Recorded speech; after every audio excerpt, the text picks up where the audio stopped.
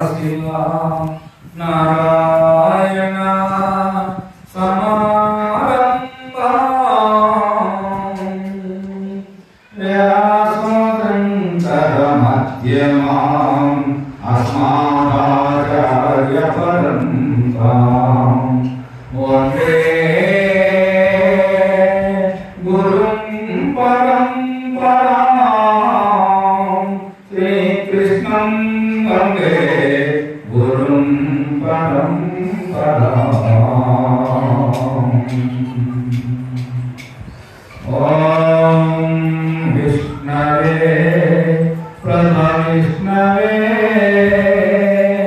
శ్రీమన్నారాయణ శరణౌ శరణం ప్రపద్యే శ్రీమాతే నారాయణ నమోస్తుతే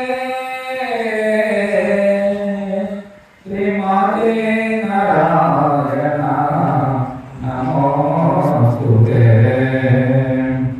ఓం ఈశ్వరో గురురాత్మేతి మూర్తిభేద విభాగినే వ్యోమవద్వ్యాప్తదేహాయ దక్షిణామూర్తయై నమః. ఓం నమో బ్రహ్మాదిభ్యో బ్రహ్మ విద్యా సంప్రదాయకర్తృభ్యో వంశ ఋషిభ్యో మహాభ్యో నమో గురుభ్యో నమః. ఓం నారాయణం నమస్కృత్య నరం చైవ నరోత్తమం దేవీం సరస్వతీ వ్యాసం తతో జయముదీరయేతు.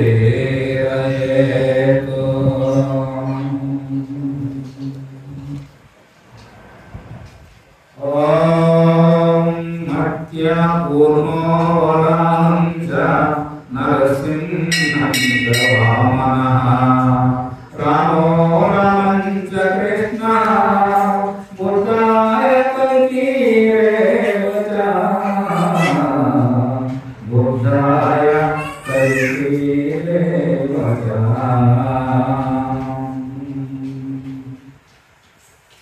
భగవంతుని యొక్క ప్రతిరూపాలు ఆది సర్వభగవత్ ఆదర్శదంపతులైన బ్రహ్మ సరస్వతి దేవికి, లక్ష్మీ శ్రీమన్నారాయణ మూర్తికి, పార్వతీ పరమేశ్వరుడికి అనేక శాస్త్రాంగ ఘనప్రణామాలు తెలియజేసుకుంటూ అధిష్టానమూర్తి అయిన దేవతలలో అగ్రగణ్యుడు శివుని యొక్క అంశాల స్వరూపుడైనటువంటి వీరభద్ర స్వామి, సర్వ సృష్టి ఆధారమైనటువంటి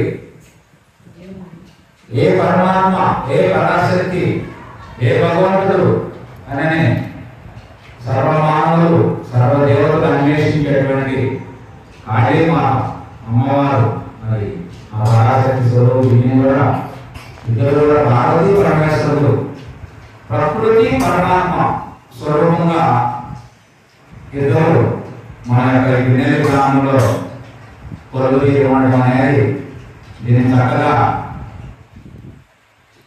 చేసుకొని మనందరం కూడా ఉండటం చాలా మన అదృష్టం.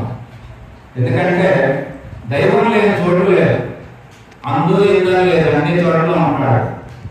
కానీ మనం అంతటా ఉన్న దైవాన్ని దర్శించాలంటే మరి సాకార రూపం అనేది అవసరమని చెప్పి మన భారతీయ హైందవ సాంప్రదాయంలో మనకి ఎంతో మంది ఋషి పరంపర దైవాన్వేషణ చేసి అందులో భాగంగా నిరాకారమైనటువంటి దైవాన్ని దర్శించడం అందరికీ సాధ్యమయ్యే పని కాదు.